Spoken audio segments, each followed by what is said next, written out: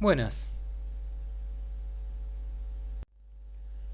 En este video vamos a abordar el concepto de diversidad presentando el texto del año 2005 El enigma de la docilidad de Pedro García Olivo. Más concretamente, analizaremos la argumentación presentada en el capítulo El reino de la sinonimia sobre la disolución de la diferencia en mera diversidad. Para ello, nos concentraremos en los siguientes puntos: el exterminio de la diferencia, estrategias e instituciones, ejemplos de diferencia devenida diversidad. La tesis del autor es categórica. Asistimos a un exterminio planetario de la diferencia. Ahora bien, ¿qué es la diferencia? En la diferencia genuina habita el peligro, lo inquietante, la disidencia, la posibilidad de rechazo y transformación. ¿Qué estrategia general se utiliza para eliminar la diferencia? Reemplazar lo verdaderamente diferente por lo aparentemente diverso. No se trata, por tanto, de la aspiración a una homogeneización total, sino una estrategia de estandarización escondida en diferencias superficiales. Se apunta a neutralizar, a eliminar el núcleo de la alteridad, pero conservando los elementos superficiales, exteriores, accesorios. Dado que se busca eliminar la diferencia sustituyéndola por la diversidad, es imprescindible que nos preguntemos de qué modo comprende la diversidad. El autor juega con la etimología y define a la diversidad como distintas versiones de lo mismo.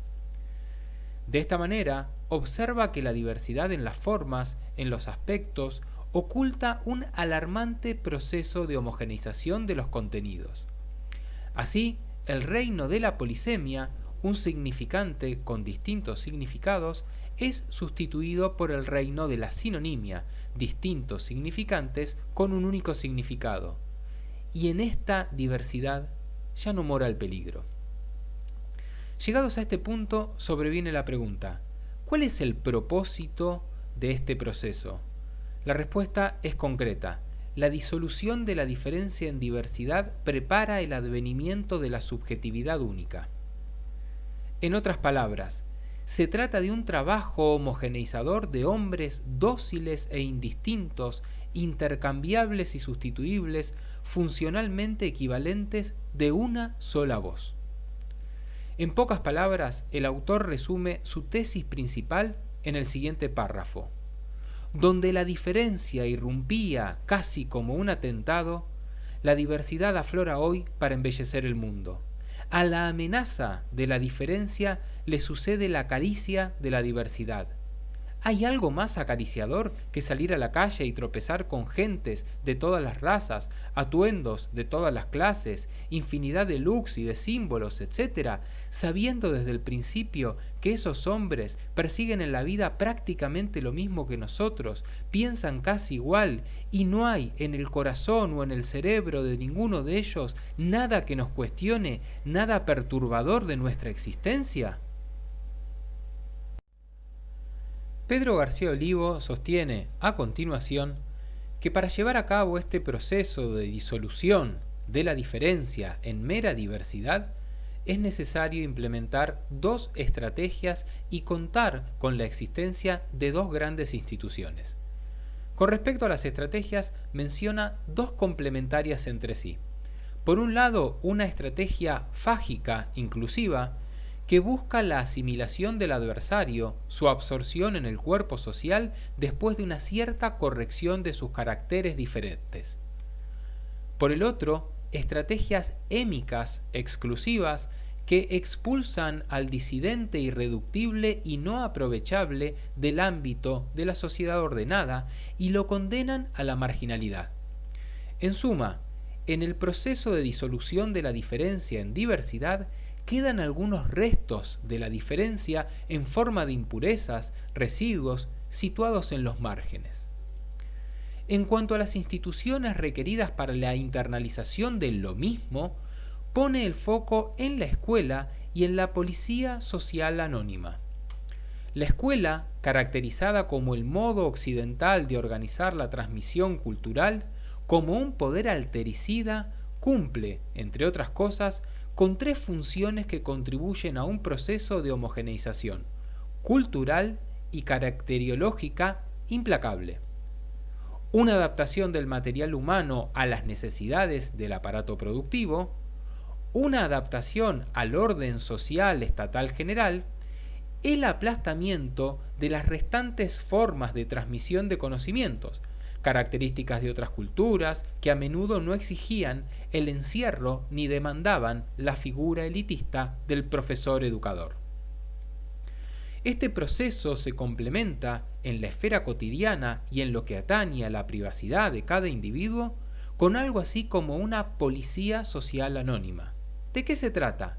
De la vigilancia de cada uno por todos los demás, que indaga nuestras decisiones, registra nuestros actos y presiona para que nuestros comportamientos se ajusten siempre a la norma, obedezcan a los dictados del sentido común y sigan la línea marcada por las costumbres. Esta policía social anónima se esfuerza en que no nos atrevamos a diferir, no nos permitamos la deserción, no nos arriesguemos a la mala fama, no sintamos la seducción de esa terrible y maravillosa soledad de los luchadores desesperados. Concluimos esta aproximación al concepto de diversidad, entendido como forma degradada, vacía de la diferencia, con 3 ejemplos de este proceso propuestos por el autor. En estos se grafica el modo en que la diferencia está siendo aplastada y subsumida como mera diversidad. Repasemos entonces el caso de los inmigrantes, las minorías sexuales y ciertas expresiones artísticas. En cuanto a los inmigrantes africanos en París, subraya que la diferencia la constituyen esos mismos inmigrantes en la medida en que sus costumbres y códigos culturales radicalmente distintos a los de los franceses interpelan su forma de vida, desafían el sentido común imperante. ¿Cómo deviene entonces esta diferencia en diversidad? Ya la segunda generación de inmigrantes, sus hijos adolescentes, sostiene el autor, se rige por el código de interpretación de la realidad, por los patrones de la escena social occidentales. De esta manera, los del centro de París se hallan totalmente occidentalizados, lo correspondiente a la estrategia de asimilación. En cambio, los de los suburbios resisten en los márgenes, expulsados, aferrándose a sus tradiciones, lo propio de la estrategia de rechazo. A propósito de las minorías sexuales, afirmar que la diferencia no radica en la orientación sexual del homosexual, sino en el peligro que implica su figura en tanto que atentaba contra la institución familiar, uno de los soportes incuestionables del entramado social. En efecto, el homosexual conforma un peligro, un mal ejemplo para las parejas clásicas en la medida en que vivía solo y estaba inclinado más a la promiscuidad y a la inestabilidad erótico-afectiva que a la clausura en el vínculo de pareja. En suma, era un exponente de la libido desatada, libre, no institucionalizable, un elemento de desorden amoroso que, alejado de la normalización, regularización del horizonte de su deseo, discutía lo dado en el dominio sentimental. ¿De qué modo esta diferencia deviene diversidad? A través de la progresiva equiparación de la pareja homosexual con las parejas heterosexuales, se revela el propósito de encerrar la homosexualidad en los esquemas establecidos, esencialmente represivos, de la familia y el vínculo de pareja. Una pareja homosexual con hijos es ya, únicamente, una variante diversa de la pareja clásica, familiarizada.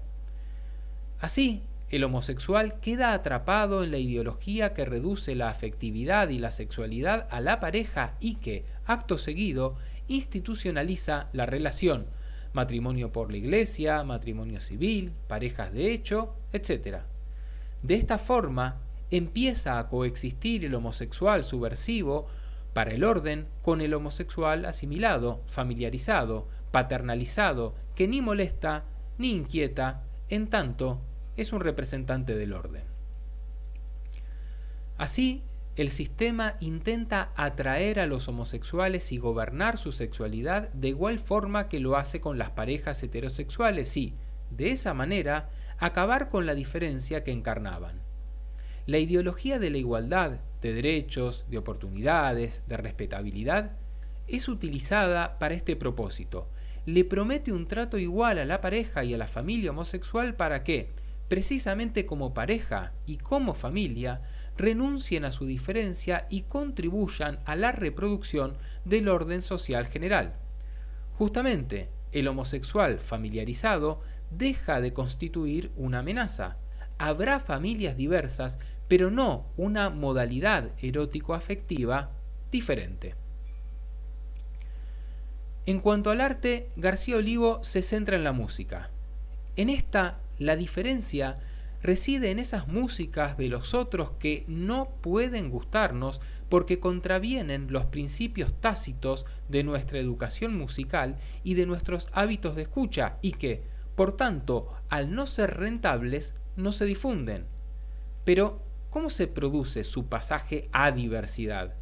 A través de la música etno que se difunde por Occidente, los experimentos de fusión o de sincretismo transcultural que promueven las grandes compañías discográficas para explotar la moda del multiculturalismo, etc. Estas siempre se rigen por el código de la música euroamericana, es decir, incorporan elementos accesorios de las otras culturas, africanas, orientales, etc., para asegurarse una nota de exotismo, de aparente novedad, pero siempre en el marco de lo que el oído occidental considera aceptable, armonioso, no estridente, música y no ruido. Sintéticamente, la diversificación musical resultante de estas mixturas siempre se inscribe en el código musical occidental y de esta forma oculta el exterminio de la diferencia. Gracias.